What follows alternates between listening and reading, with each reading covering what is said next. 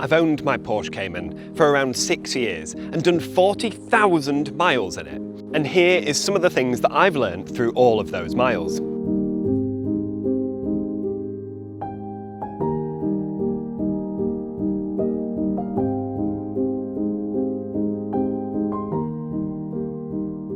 But before we get into that, can we all just appreciate this post-road trip grime?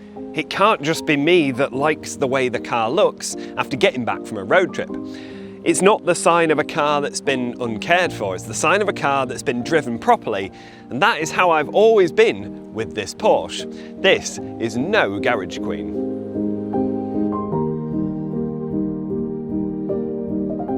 And I'll get into the cost later because this car isn't what you would call cheap. However, during its ownership, it's been completely reliable, despite having bore score.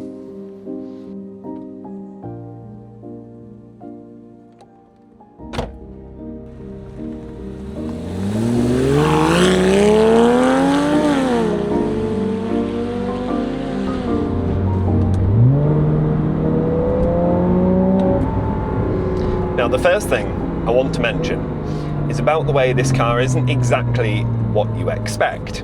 But first we need to understand what this car is. It's a two-seater, mid-engined, low-slung sports car. Therefore, you would expect that it would only be suitable for roads like this, country roads, or just going out on a weekend as a toy. Certainly not for dailying, certainly not for going on bumpy roads, and definitely not for doing long-distance driving. And that is where you'd be wrong. And it's something that surprised me when I got this car. I knew it would be a compromise. I knew that after a long trip in it, my back had hurt. But I felt like it would be worth it because of the way it made you feel in the bends and just the general feeling of having a Porsche. It would be worth it for that compromise. I took a look at these seats and thought, well, they look good, but I bet they're not particularly comfortable. And then I started road tripping it. Since owning this car, it's been across to the Nürburgring twice. I've done the North Coast 500 in it. I've driven to the South Coast. I've driven to the very top of Scotland. I've been everywhere in this car, doing massive stints at once. And every single time I get out, it surprises me that every single time I get out and think, how can this car be this comfortable? This is crazy.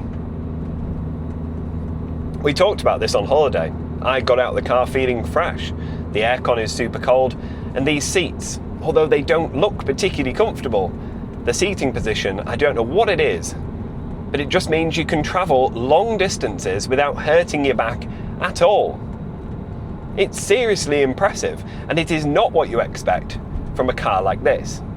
Couple that with its excellent ability to carry bags in its 2 boots, plenty of interior space, the cabin feels nice, light and airy, I've got tons of headroom.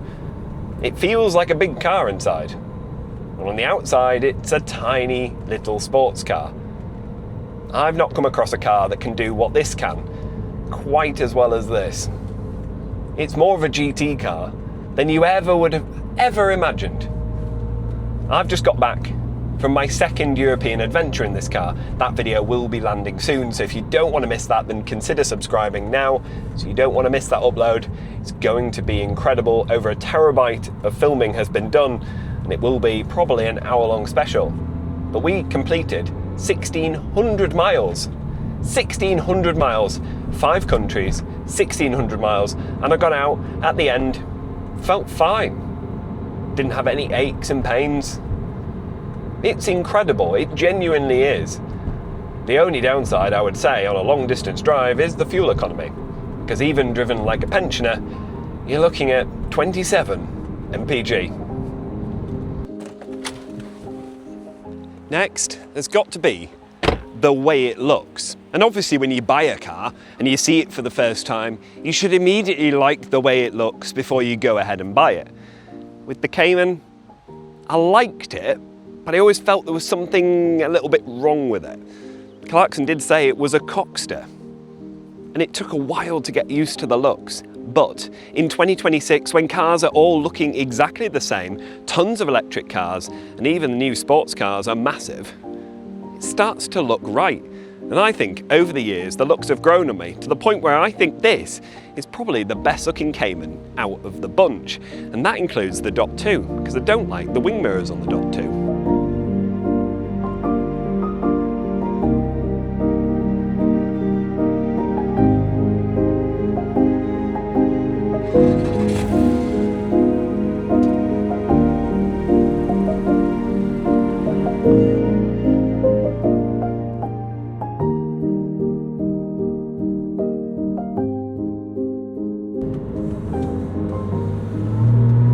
The other thing I have learned is how good these cars really are. And that may seem really obvious. Everyone talks about them online, talks about Porsches, how great they are on track as a daily driver, etc. But it's not until you own one you realise that all those things are true. A lot of things are hyped up. It doesn't necessarily mean that any of it is true. And you might get something that's really hyped up as being the best thing ever, and it just disappoints you. Whereas a Porsche, well, it just doesn't. The minute you take the first bend in one of these cars, you realise what all the fuss is about and why everyone that's into cars sees the Porsche as being the ultimate tool for the job. Not only can you drop your kids off at school on a Monday, but you can take it on a track day on a Friday, and you can go shopping during the week. That is how versatile these cars are. And it really surprised me that it's as usable as it is for the long distances. It's also usable when it gets serious, when you take it out on track. Because this, out of the box, despite having no modifications to its suspension or brakes, is absolutely phenomenal on track. Now, of course, it would be better if it had firmer suspension for the track, for example, beefier pads, stronger brakes. But out of the box, there's few cars that can match it. I've been to Blyton Park, I've been to Croft, and I've also been to the Nürburgring twice. And each time, this car surprises me. How essentially a daily driver, what some people would consider to be a boring sports car, can just set your heart racing, despite being able to do all of the mundane stuff throughout the week. It's an extremely versatile car, this, and it's one of its party pieces. And then there's the way it makes you feel. Looking down and seeing that Porsche badge, it does stand for a lot these days, especially when all the new cars that are coming out are brands we've never heard of. The heritage, the motorsport heritage that goes into each one of these cars can be felt. And I think we've lost that somewhere along the way, that people now don't really care about badges anymore. They don't really care about brands and the history of the brand. They're more interested in how much it costs per month and how much tech it's got inside it.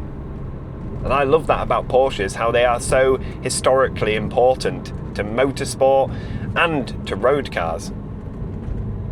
And it does make you feel good driving one. It really does. And it opens up doors. It opens up opportunities to join the Owners Club. And that is another thing that has surprised me. I thought turning up to an Owners Club meet in a Cayman 987, which is the bottom of the pile in terms of Porsche ownership, people would be not really accepting of you. They would be thinking, well, you've clearly not done very well in life. That's a cheap Porsche. You know, they're all driving around in GT3 RSs and GT4s and Turbo S's. And despite them all driving around in cars like that, I've met a lot of people that do have those. They're also the most down-to-earth, nice people I've ever come across. I've made some really good friends through the Owners Club. They are very different people financially, but they all share one passion, and that is Porsches. And it brings people together. It's the world's biggest Owners Club. And if you've got a Porsche, make sure you join it. Because not only do you get a magazine every month, but you also get to join one of the greatest Owners Clubs I've ever been part of.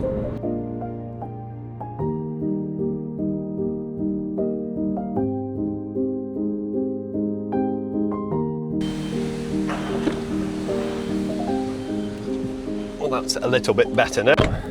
I do like the look of a car after it's been on a big European road trip, but obviously I like my car to be clean. I try to keep it clean. May not look like that, but I do.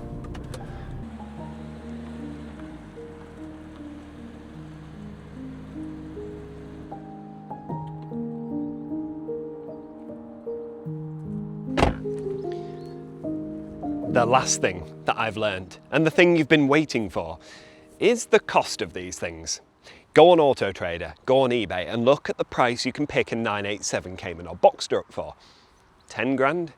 12 grand for a good one? What if I told you that all of those cars more or less need everything this car has had? And if you spend 12 grand, you're going to be in for some huge bills straight away.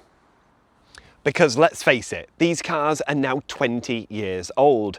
Everything rubber has worn out, the engines are getting tired, suspension components are wearing out, and if they haven't been done, then they're going to need to be done. And that's exactly what I had with this one.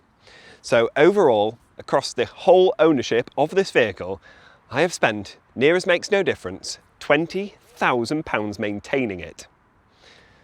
But I'm not going to go into the ins and outs of everything that's been done to my car in this video. For that, you can click the playlist up here. But the main thing that I've learned after driving 40,000 miles in my Porsche Cayman is that nothing else quite compares to a Porsche.